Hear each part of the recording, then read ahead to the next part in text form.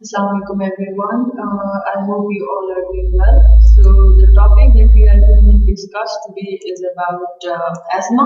ठीक है. अच्छा इससे पिछले जो टॉपिक्स थे वो मैंने डायरेक्ट एलिमेंट्री क्या ना एलिमेंट्री ट्रैक डिजीजेस जो है उस चैप्टर से मैंने स्टार्ट कर दिए थे. I already told you people के मैंने पेप्टिक अल्सर से स्टार्ट किया. ठीक है, लेकिन ये कुछ टॉपिक्स जो हैं ये आपके रह गए थे जो आपके रिस्पायरेटरी ट्रैक के डिजीजेस थे. ठीक है, उसमें एक एस्मा रह गया था, एक सीओपीडी रह गया था. तो वो चीजें जो है इनको भी कवर कर लेते हैं. फिर आपके जो जीआईटी के डिजीजेस है उनको मजीद जो जो रह जाते हैं रह गए हैं लाइक वॉर्म्स वगैरह हैं या आपके वो है गैस्ट्राइटिस है, उनको हम लोग जो है वो डिटेल से पढ़ेंगे. So the topic that we are going to discuss that is included in your chapter named respiratory tract diseases, that is about asthma. ठीक है, और इसके बाद हम सीओपीडी के बारे में पढ़ेंगे. So let's start the topic. As you can see इन्होंने यहाँ पर ब्रोंकाई ब्रोंक्यूल वगैरह के वो अलवलाए सारा स्ट्रक्चर बताया हुआ है. इसको मैं नेक्स्ट उसमें एक्सप्लेन करती हूँ कि कैसे आपका एस्मा डिजीज जो है वो डेवलप होता है. ठीक है, सो let's start. Okay, so little bit about its definition, introduction. आप इसको कह दें कि asthma है क्या? Asthma is a chronic inflammatory disorder of the airways. सबसे पहले important चीज तो इसकी ये चीज है, chronic. ठीक है, asthma जो है ये एक्यूट भी हो सकता है, लेकिन ये बेसिकली ये जो डिजीज है ना ये chronic डिजीज है, क्योंकि ये 1 या 2 महीनों में खत्म होने वाली चीज नहीं है.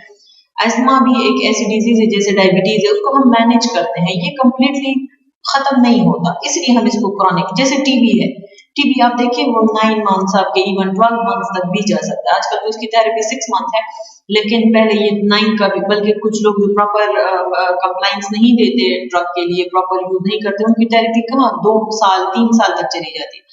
So same goes for the ESMA, ये क्रॉनिक डिजीज है. ठीक है, इन्फ्लेमेटरी है, क्यों? क्योंकि इसमें आपके लंग्स की इन्फ्लेमेशन होती है, एयरवेज पार्टिकुलरली. ठीक है, डिसऑर्डर ऑफ द एयरवेज, वही आपके ब्रोंकाई ब्रोंक्यूल्स की बात करें. The chronic inflammation causes an increase in the airways hyperresponsiveness that leads to the recurring episode of wheezing, breathlessness, chest tightness, cough, and particularly at night or early in morning. ठीक है, क्या कह रहे हैं ये इस पूरे सेंटेंस में? इन्होंने ये कहा हुआ है कि जो क्रॉनिक इन्फ्लेमेशन है आपके एयरवेज का, जो आपके जो एस्मा जिसको हम कहते हैं, उसमें इस एस्मा की कंडीशन में ये क्या करता है कि जो एयरवेज है ना इसकी रिस्पॉन्सिवनेस या सेंसिटिविटी ज्यादा हो जाती है. ठीक है, मतलब कि मामूली सी भी जो चीज है ना, देखिए मैं आपको एक चीज समझाती हूँ. रिफ्लेक्ट आपको कफिंग क्यों होती है, आपको सांस में मसला क्यों होता है, आपकी ब्रोंको कंस्ट्रक्शन क्यों होती है? लेट सपोज कोई पोलन ग्रेन जो है वो आपके आकर जो है आपके उसको इरिटेट करता है आपके रिस्पायरेटरी ट्रैक को. तो क्या होता है, एक सिग्नल जाता है आपके ब्रेन की तरफ. ठीक है, और ब्रेन से फिर सिग्नल आता है कि या तो कफिंग स्टार्ट हो जाती है या ब्रोंको कंस्ट्रक्शन स्टार्ट हो जाती है, जिसकी वजह से आपको अक्सर जो है वो या हिस्टामिन रिलीज स्टार्ट हो जाती है. बहुत ज्यादा हिस्टामिन, मेनली तो हिस्टामिन रिलीज इन्वॉल्व है ना शॉर्टनेस ऑफ ब्रेथ में, क्योंकि हिस्टामिन रिलीज होता है तो उससे ब्रोंको कंस्ट्रक्शन हो जाती है और आपको जो है वो सांस लेने में मसला होता है.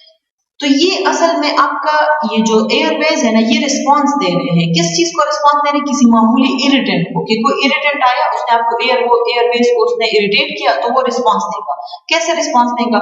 वो ब्रेन को मैसेज देगा. ब्रेन आकर अल्टीमेट क्या करेगा कि आपकी जो है वो या तो हिस्टामिन रिलीज हो जाता है, आपका जो है वो बहुत ज्यादा कफिंग स्टार्ट हो जाती है. तो इसमें ये जो रिस्पॉन्सिवनेस है ना एयरवेज की, ये हाइपर हो जाती है, बहुत ज्यादा हो जाती है. मामूली सी इरिटेंट की वजह से भी आपकी जो है बहुत ज्यादा कफिंग और ब्रोंको कंस्ट्रक्शन और सारी चीजें. बाकी मैं आपको इसकी क्लिनिकल प्रेजेंटेशन दिखाती हूँ कि क्या होता है इसमें. और इन सारी इस हाइपर रिस्पॉन्सिवनेस या हाइपर सेंसिटिविटी की वजह से क्या होगा, leads to recurrent episode of wheezing. आप जब सांस लेते हैं आपको आवाज सी आती है. ठीक है, आपको शॉर्टनेस ऑफ ब्रेथ होगी या बिल्कुल ब्रेथलेसनेस, सांस प्रॉपर नहीं आएगी, चेस्ट टाइटनेस हो जाएगी, कफ. और ज्यादातर ये किस टाइम होगा, रात में या सुबह के टाइम. ठीक है, so this is all about the introduction of ESMA. ठीक है, अब नेक्स्ट स्लाइड में देखते हैं इसके symptoms. So look at this very beautiful slide. क्यों? क्योंकि इसमें बहुत एक्सप्लेन किया हुआ है इन्होंने आपके नॉर्मल एयरवेज और आपके जब एस्मा हो जाए. ये देखें this is a very good diagram. ये जो है ये आपका नॉर्मल लंग है, ये आपके मसल्स, और ये जो है ये आपका बीच में एयरवेज, ठीक है, मतलब इसके थ्रू आप सांस ले रहे हैं, इसमें हवा की ऑक्सीजन आ रही है, कार्बन डाइऑक्साइड जा रही है। इसको देखें और आप इसको देख लें, ये उस बंदे का एयरवे है जिसमें एस्मा डेवलप हुआ हुआ है। क्या नजर आ रहा है आपको? ये जो मसल्स हैं ना, ये बहुत टाइट हो गए, ये बहुत थिक हो गए हैं, इन्फ्लेम्ड हो गए। उस इन्फ्लेमेशन की, एस्मा की वजह से जो इन्फ्लेमेशन है ना, उस इन्फ्लेमेशन की वजह से ये वॉल सारे थिक हो गए, और जब वॉल सारे थिक हो गए तो बीच में देखिए जगह कितनी सी रह गई, यहाँ देखें और यहाँ देखें।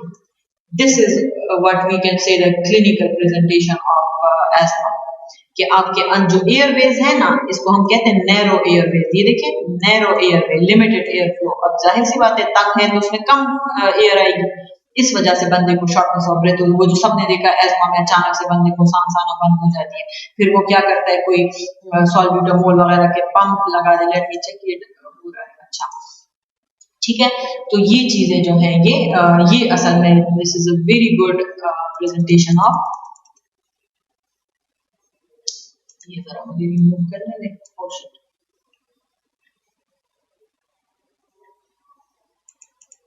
Okay.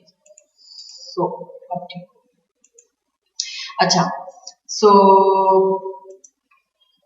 ये जो है इसको ये मैंने हटा दिया ताकि आपको प्रॉपर ये सारा नजर आ जाए, ठीक है। सो ये जो है आपकी प्रॉपर वो है नॉर्मल एयरवेज, और ये जो है आपकी इन्फ्लेम्ड एयरवेज। ये देखिए इन्फ्लेम्ड थिकन एयरवे वॉल, ठीक है, और Titan muscle that constricted the airway, जो मसल्स है वो टाइट हो गए जिसकी वजह से आपकी जो एयरवे है वो कंस्ट्रिक्ट हो गई, तंग हो गई, ठीक है। So this is the difference between the, ये देखिए यहाँ पर, और इन्होंने बहुत ज्यादा मजे का इन्होंने बताया हुआ है, मतलब आप इसका जो है वो देखें, ये फॉर एग्जांपल ये तो उन्होंने प्रॉपर एक 3D वो दिखाया हुआ है ना, यहाँ पर आपको दिखाया हुआ है कि अगर आप उस एयरवे में इस तरह देखते हैं तो किस तरह नजर आएगा। तो इतना ज्यादा सा वो है इसमें वाइडेड एयरवे है, यहाँ पर देखिए कितना छोटा सा, और उसमें भी क्या जाता है इन्फ्लेमेशन की वजह से क्या आएगा, म्यूकस। ये देखिए म्यूकस, तो एक तो ऑलरेडी आपका एयरवे ऑब्स्ट्रक्टेड है, नैरो है, और ऊपर से म्यूकस भी आ गया, और मसल्स इतने ज्यादा थिक हो गए। ये देखिए यहाँ पर देखिए मसल्स कितने हैं, और यहाँ पर देखिए कितने हैं। तो this is a very good picture of the clinical presentation of ESMA. आप इसको ड्रॉ भी कर सकते हैं, ठीक है। तो अल्टीमेट क्या होगा, इससे सांस लेने में मसला होगा, ठीक है। So this is another very beautiful slide. इसमें मैंने क्या बताया हुआ है, इसको आप हेडिंग दे सकते हैं एस्मा ट्रिगर्स।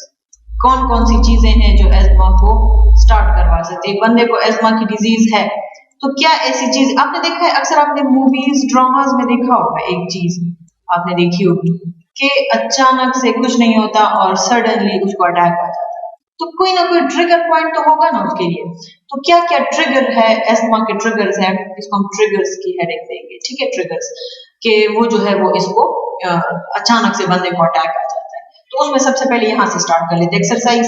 अगर वो बहुत ज्यादा एक्सरसाइज करते हैं, उसकी बॉडी को बहुत ऑक्सीजन की जरूरत है, लेकिन उसकी तो एयरवेज ऑब्स्ट्रक्टेड है, वो क्या कहते हैं नैरो है, तो प्रॉपर ऑक्सीजन नहीं आएगी, तो वो एक ट्रिगर पॉइंट काम करता है, वो जो है उसको अटैक आ जाता है, उसको sudden shortness of breath start हो जाती है। फिर वो प्रॉपर ये देखिए पंप के थ्रू, ये आगे हम पढ़ेंगे कि कौन सा पंप है, क्या ड्रग इस्तेमाल करें।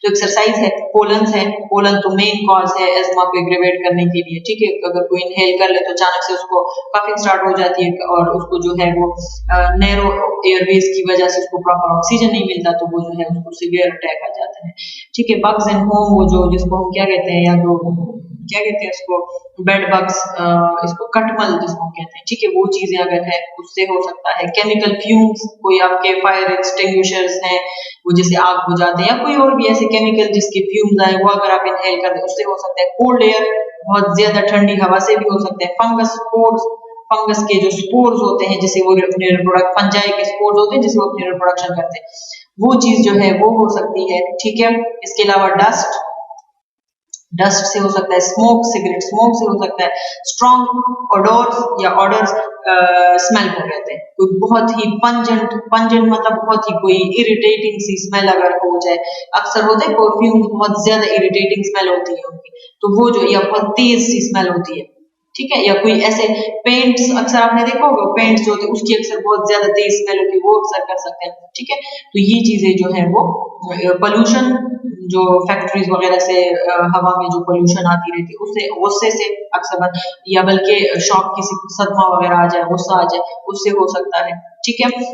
स्ट्रेस, वही जो मैंने बताया, कोई शॉक, वो वाला ब्लड वाला शॉक नहीं, वो वैसे ही सदमा किसी को हो जाए, ठीक है, उससे हो सकता है। पेट्स, अक्सर जो पेट्स होते हैं ना, ये क्या नाम है, कैट्स वगैरह या डॉग्स, उसके जो फर्स होते हैं, फर मतलब उसके जो बाल वगैरह होते हैं, अक्सर वो इनहेल कर लेता है बंदा, उससे भी बहुत ज्यादा ये एस्मा जो है एग्रीवेट हो सकता है, ठीक है। तो आप इसी तरह एक चार्ट सा इसका बना सकते हैं, डायग्राम नहीं बना सकते तो आप इसको इस तरह बीच में आप लिखे एस्मा ट्रिगर्स, एस्मा के ट्रिगर्स, ठीक है, और इस तरह एरो डाल के वन बाय वन आप इस तरह लिखे exercise and this and that, ठीक है। ये सारा आपकी बहुत अच्छी सी, और मैंने पहले बताया था ये चीज बहुत ज्यादा मैटर करती है आपके पेपर में, कि आप प्रेजेंटेशन किस तरह करते हैं। ये करके आप ये चीजें तो नहीं बना सकते, लेकिन ये नाम तो लिख सकते हैं ना, तो बीच में लिखे एस्मा ट्रिगर्स, और ये इस तरह करके ये सारा सर्कल सा बना ले, और मजे मजे के और इसको फिर इस तरह प्रॉपर आप लाइन अंडरलाइन वो भी करें इसको इस तरह, ठीक है, इस तरह भी करें,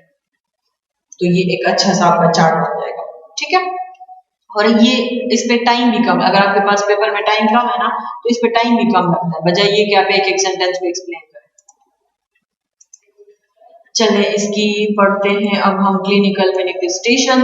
क्लिनिकल मैनिफेस्टेशन असल में सिम्टम्स की बात कर रहे हैं, ठीक है। तो इसमें क्या होगा, वीजिंग, आप सांस लेंगे आपको आवाज आएगी चेस्ट से, डिज्निया, प्रॉपर सांस नहीं आएगी, ठीक है, सांस लेने में मुश्किल होगी, कफ होगी बहुत ज्यादा, चेस्ट टाइटनेस ऑलरेडी हम कर चुके हैं, इंस्पायरेशन में भी प्रोलॉन्ग, आप प्रॉपर आपका जो नॉर्मल आपका आप जब इंस्पायर करते हैं ना, तो उसका भी अपना टाइम होता है, एक्सपायर करते हैं तो वो उसका भी अपना टाइम और वॉल्यूम होता है, तो उसमें आपका एक्सपायरेशन का वॉल्यूम या उसका जो टाइम है वो प्रोलॉन्ग हो जाता है, ठीक है। वजह क्या है, वही आपकी नैरोइंग और आपके इन्फ्लेम्ड जो एयरवेज उसकी वजह से। सिक्रीशंस में भी जो आपकी सिक्रीशंस है ना, जो स्टमक में वो जो स्प्यूटम वगैरह होता है, वो किस तरह हो जाता है, बिल्कुल व्हाइट बन जाता है, थिक, बहुत ज्यादा थिक हो जाता है, टेनेशियस, टेनेशियस मतलब वो ऐसा हो जाता है, स्टिकी सा हो जाता है, स्टिकी सा हो जाता है, जेलेटिशियन, जेलेटिनियस मतलब बहुत ज्यादा गाढ़ा, जेलेटिन बेसिकली प्रोटीन को कहते हैं ना, तो असल में उसमें वो जेलेटिन प्रोटीन इतना ज्यादा आ जाता है कि उसकी वजह से बहुत ज्यादा गाढ़ा हो जाता है, थिक म्यूकस। और ये इसकी वजह, ये क्यों बता रहे हैं, ये इसलिए बता रहे हैं ना कि एक तो आपके पास एयरवे ऑलरेडी बहुत ज्यादा वो है, तंग है, नैरो है, ऊपर से उसमें इतना ज्यादा थिक म्यूकस आ गया कि जो आपके सांस को बिल्कुल बंद कर देती, इसलिए एस्मा के पेशेंट को इतना सेवियर अटैक आता है, ठीक है। तो आई होप आपको इस चीज की समझ आ गई कि इन्होंने क्यों बताई है। अच्छा, ओके, सो डायग्नोस्टिक स्टडीज, हम डायग्नोसिस की कैसे कर सकते हैं। हिस्ट्री लेंगे पेशेंट से, हिस्ट्री क्यों लेंगे, क्योंकि उससे पूछेंगे ना फैमिली में है एस्मा के नहीं है, कब से आपको एस्मा का है प्रॉब्लम, किस तरह की आपकी कंडीशन होती है जब आपको एस्मा का अटैक आता है, तो ये सारी चीज जो है आपकी हिस्ट्री, उससे अलावा पूछा जाता है आपको और क्या डिजीजेज हैं एस्मा के अलावा, तो ये सारे फिजिकल एग्जामिनेशन चेक करते हैं, उसकी प्रॉपर चेक करते हैं कि उसकी क्या है, एक्सपायरेशन कैसे हो रही है, एक्सपायरेशन कैसे हो रही है, बाकी उसकी फिजिकल एग्जामिनेशन, ठीक है। पल्मोनरी फंक्शन टेस्ट, पीएफटी मतलब पल्मोनरी फंक्शन टेस्ट, उसके किडनी सॉरी लंग्स के फंक्शन चेक करते हैं, एयरवेज के फंक्शन, ठीक है। इसी पल्मोनरी फंक्शन टेस्ट में ये भी आता है, पीक एक्सपायरेटरी फ्लो रेट, ये इसी पल्मोनरी फंक्शन टेस्ट के अंदर ही आता है, ठीक है। इसमें ये चेक करते हैं कि वो बंदा कितना, ये जो टेस्ट का नाम है ना पीक एक्सपायरेटरी फ्लो रेट, इसमें ये चेक करते हैं कि वो बंदा कितना एयर एक्सेल कर सकता है, उसकी एबिलिटी कितनी है, या वो कितना, मतलब इससे ये पता चलेगा कि उसके एयरवेज की कंडीशन क्या है, वो कितना एयर इनहेल कर सकते हैं, कितना एयर एक्सेल कर सकते हैं, कितनी रेट क्या है उसकी, एक मिनट में कितने टाइम वो कर सकता है, तो ये पता चलेगा कि उसकी स्टमक कह रही है, उसकी लंग्स की कंडीशन, एयरवेज की कंडीशन क्या है, ठीक है। नेक्स्ट आप उसकी चेस्ट एक्सरे करेंगे, ठीक है। आर्टीरियल ब्लड गेसेस आप चेक करेंगे, क्योंकि हम इनहेलेशन एक्सहेलेशन की बात करें तो जाहिर सी बात है हम ऑक्सीजन और कार्बन डाइऑक्साइड भी चेक करेंगे कि अगर वो प्रॉपर इनहेल एक्सहेल कर रहा है तो उसका carbon dioxide oxygen level proper है भी कि नहीं है। और इसी के लिए ये होता है ऑक्सीमेट्री। ऑक्सीमेट्री कहते हैं ऑक्सीजन सेचुरेशन लेवल। ये जो आजकल कोरोना वायरस में जो बंदे का ऑक्सीजन सेचुरेशन लेवल चेक करते हैं कि उसकी ऑक्सीजन बॉडी में मतलब कितनी हद तक उसको जरूरत है या नहीं है क्या, तो उसको हम ऑक्सीमेट्री कहते हैं, oxygen saturation level find out करने के लिए। ठीक है। एलर्जी स्किन टेस्ट हम करेंगे कि किस चीज से इसको एलर्जी है जिसकी वजह से इसका एस्थमा जो है वो एग्रेवेट हो सकते हैं। ब्लड लेवल ऑफ एजिनोफिल, ठीक है, हम चेक करेंगे कि उसमें ब्लड लेवल या एंटीबॉडीज उसके क्योंकि ये तो एलर्जिक रिएक्शन है ना, तो इसलिए उसकी बॉडी में एंटीबॉडीज भी ज्यादा होंगे, उसके डब्ल्यूबीसीज वगैरह भी ज्यादा होंगे, और स्पेशली एस्थमा में और एलर्जी में एजिनोफिल का लेवल बहुत ज्यादा होता है। ठीक है, इसलिए ये लेवल भी हम चेक करेंगे और इसके थ्रू भी हमें पता चलेगा कि क्या कंडीशन है। तो ये सारे इसके डायग्नोस्टिक टेस्ट हो गए। अब नेक्स्ट देख, so next is about it's complications. इसके कॉम्प्लिकेशन क्या होंगे अगर ये एस्थमा प्रॉपर हम ट्रीट नहीं करते। ठीक है, तो क्या होगा, रिब फ्रैक्चर हो सकता है, पेशेंट की रिब्स खराब हो सकती है, ठीक है, वो फ्रैक्चर हो सकते हैं, न्यूमोथेरेक्स हो सकते हैं, नमूनिया, और वो नमूनिया अल्टीमेटली आपका सारा आपका अपर रेस्पिरेटरी ट्रैक, आपका लोअर रेस्पिरेटरी सारा आपका डैमेज, जिसको हम न्यूमोथोरैक्स कहते हैं, मतलब उसमें नमूनिया होता है स्पेशली अपर रेस्पिरेटरी ट्रैक का, थॉरैक्स रीजन। ठीक है, एटिलेक्टेसिस, आपके एटिलेक्टेसिस कहते हैं आपकी पूरी जो लंग्स है ना वो कोलैप्स कर जाती है। ठीक है, या वन या दोनों, एक लंग या दोनों लंग, उसको हम एटिलेक्टेसिस कहते हैं। कोलैप्स ऑफ लंग, नमूनिया, सिंपल नमूनिया हो सकता है। स्टेटस एस्थमेटिकस, स्टेटस एस्थमेटिकस जो है ये severe form of the asthma, जो एस्थमा की जो इमरजेंसी, आपको मैंने बताया था, एक आपके पास होता है हाइपरटेंशन स्टेज 1, स्टेज 2, स्टेज 3, फिर आपके पास होता है हाइपरटेंसिव क्राइसिस, ये उसी तरह का एस्थमेटिक क्राइसिस है। इसमें एस्थमा में जो है वो सिवियर किस्म की क्या हो जाती है, अटैक हो जाता है, मतलब आप एस्थमा का जो बिल्कुल इमरजेंसी वाली कंडीशन होती है उसको हम स्टेटस एस्थमेटिक कहते हैं। ठीक है, तो ये इसकी कॉम्प्लिकेशन हो सकती है और इससे बंदे की डेथ भी हो सकती है। और ऑब्वियसली क्योंकि ये सिवियर कंडीशन होता है, अगर आपके पास कोई प्रॉपर ब्रोंकोडायलेटर अवेलेबल नहीं है तो बंदे की डेथ भी हो सकती है। ठीक है,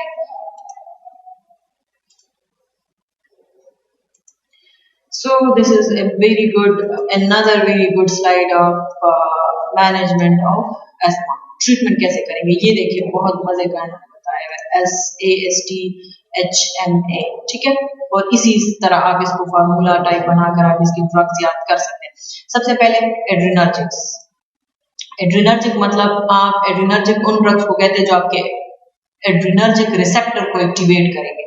अब इसको सोचें, याद करें, मैंने आपको बताया था आपके पास होते हैं बीटा 1 हार्ट में, बीटा 2 रिसेप्टर। ये एड्रिनर्जिक रिसेप्टर क्या है, अल्फा बीटा रिसेप्टर। ठीक है, अल्फा रिसेप्टर आपके हैं वही एड्रेनलिन जिस पर एक्ट करता है, जगह जगह वेसल्स में भी है, हार्ट में भी, हर जगह। बीटा 1 जो है वो, जो अल्फा है वो तो मौजूद है इन जगहों पर, वेसल्स में भी, हार्ट। जो बीटा 1 है वो बीटा 1 हार्ट में, बीटा 2 लंग्स में और यूट्रस वगैरह में। ठीक है, सो बीटा 1 जो है वो तो आपको पता है कि अगर वो एक्टिवेट होंगे तो उसकी एक्टिवेशन से हार्ट रेट इंक्रीज होगा, लेकिन बीटा 2 की एक्टिवेशन से क्या होगा, ब्रोंकोडायलेशन होगी। ठीक है, ब्रोंक्यूल जो है वो आपके डायलेट हो जाएंगे। ठीक है, डायलेट हो जाएंगे, और इसके ब्लॉक करने की वजह से क्या होगा, उसके ब्लॉक करने की वजह से, बीटा 2 रिसेप्टर के ब्लॉक करने की वजह से आपको ब्रोंको कंस्ट्रिक्शन होगी। तो इसलिए आप, दैट्स द रीजन, अगर आपको याद हो मैंने बताया था कि जो बीटा ब्लॉकर्स हैं वो हम एस्थमा में कभी भी नहीं दे सकते, मैंने बार बार बताया था। ठीक है, कि बीटा ब्लॉकर जो प्रोप्रानोल है, एंड्रोल है, वो हम कभी भी एस्थमा में नहीं दे सकते क्योंकि वो बीटा 2 रिसेप्टर को ब्लॉक कर देते हैं। बीटा 2 रिसेप्टर के ब्लॉक करने की वजह से ब्रोंकोकंस्ट्रिक्शन होगी। लेकिन हमने जो इसको डायलेट करवाना है ना, तो वो हम कैसे कर सकते हैं, इसको एक्टिवेट करके, और इसके लिए बेस्ट ड्रग क्या है, एल्ब्यूटेरोल या सॉल्ब्यूटामोल। सॉल्ब्यूटामोल भी इसको कहते हैं, एल्ब्यूटेरोल भी कहते हैं। ठीक है, इसकी जो इसका जो वो है ब्रांड है वो है वेंटोलिन। वेंटोलिन इसका जो है वो इसका ब्रांड है, वेंटोलिन।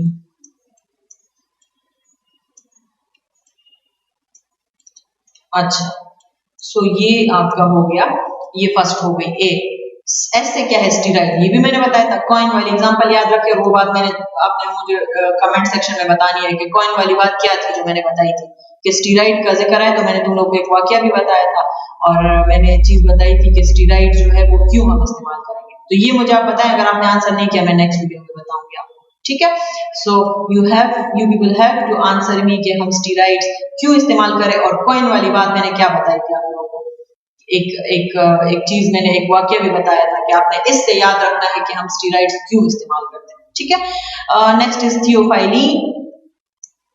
थियोफाइलिन जो है वो भी अच्छा, ये इसके लिए भी मैंने आपको एग्जांपल बताई थी कि चाय में है, याद है आपको, मैंने बताया था कि ये इससे आपने याद रखना है कि ये चाय में होता है, और चाय हम अक्सर देते हैं ना बच्चों को विदाउट मिल्क, हम उसको बॉयल करके ब्लैक टी, ठीक है, उसको बॉयल करके हम क्यों देते हैं, क्योंकि उसमें थियोफाइलिन होता है, और वो थियोफाइलिन आकर आपके ब्रोंकोडायलेशन करता है। तो टी से क्या हो गया, थियोफाइलिन, ठीक है।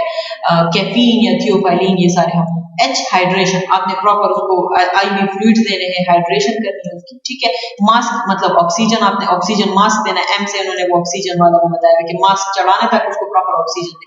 और लास्ट में एंटीकोलिनर्जिक ड्रग्स, ठीक है। एंटीकोलिनर्जिक ड्रग्स क्या करते हैं, ये भी आपकी ब्रोंकोडायलेशन करते हैं, ठीक है। आपके जो लंग्स है ना, इसमें रिसेप्टर्स होते हैं, मस्करीनिक रिसेप्टर्स, ये मैंने डिटेल से आपको MUSCURIN मस्करीनिक, मस्करीनिक, ठीक है। मस्करीनिक रिसेप्टर होते हैं आपके लंग्स में, और वो मस्करीनिक रिसेप्टर अगर ब्लॉक हो जाए, ठीक है, अगर वो ब्लॉक हो जाए तो ब्रोंकोडायलेशन होगी। एड्रिनर्जिक अगर एक्टिवेट हो जाए तो ब्रोंकोडायलेशन होगी, मस्करीनिक अगर ब्लॉक हो जाए तब ब्रोंकोडायलेशन होगी। Adrenergic receptor are sympathetic receptor, muscarinic receptor are parasympathetic receptor. मैं ये बार-बार बता रही हूँ, लेकिन ये फार्माकोलॉजी में मैं डिटेल से करा चुकी हूँ, ठीक है। तो adrenergic receptor are adrenergic receptor are sympathetic receptor, muscarinic receptor are parasympathetic receptor. Adrenergic receptor की एक्टिवेशन की वजह से ब्रोंकोडायलेशन होगी, मस्करीनिक रिसेप्टर के ब्लॉकेड की वजह से ब्रोंकोडायलेशन होगी। तो हमने इनको ब्लॉक करना है, इसलिए इन्होंने एंटीकोलिनर्जिक, मस्करीनिक रिसेप्टर को कोलिनर्जिक रिसेप्टर भी कहते हैं, इसलिए उन्होंने एंटीकोलिन, आप इसको एंटी मस्करीनिक भी कह सकते हैं, ठीक है। तो ये वो ड्रग्स हैं जो आपके जो है वो कर सकते हैं, मतलब आपके ब्रोंकोडायलेशन कर सकते हैं। तो एंटीकोलिनर्जिक ड्रग जो है वो आप दे सकते हैं। इसमें आपके पास ड्रग क्या है, इसमें आपके पास ड्रग है, ड्रग के नेम लिख लें, इसमें आपके पास है इप्राट्रोपियम ब्रोमाइड, ठीक है। इप्रा, ये आपके, चले मैं आपको आपकी बुक का एक वो भी दिखा दूंगी, इप्राट्रोपियम, TROPIUM,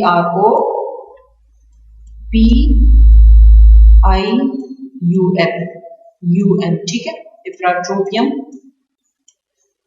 इप्राट्रोपियम ब्रोमाइड, ठीक है, BROMID, इप्राट्रोपियम ब्रोमाइड आप दे सकते हैं, ठीक है।